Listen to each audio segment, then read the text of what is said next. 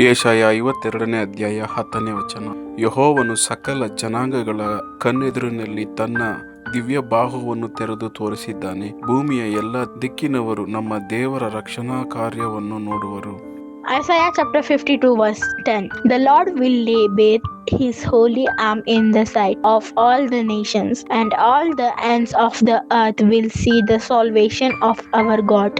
यशाया अध्याय 52 वचन 10। यहोवा ने सारी जातियों के सामने अपनी पवित्र भुजा प्रकट की है और पृथ्वी के दूर दूर देशों के सब लोग हमारे परमेश्वर का किया हुआ उद्धार निश्चय देख लेंगे। ஏசாயா 52ஆம் அதிகாரம் 10ஆம் வசனம். எல்லா ஜாதிகளின் கண்களுக்கு முன்பாகவும் கர்த்தர் தம்முடைய பரிசுத்த புயத்தை வெளிப்படுத்துவார்.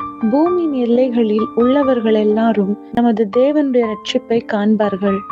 యెషయా 52వ అధ్యాయం 10వ వచనం. సమస్త జనుల కన్నుల ఎదుట యెహోవా తన పరిశుద్ధ బాహువును బయలుపరిచి ఉన్నాడు.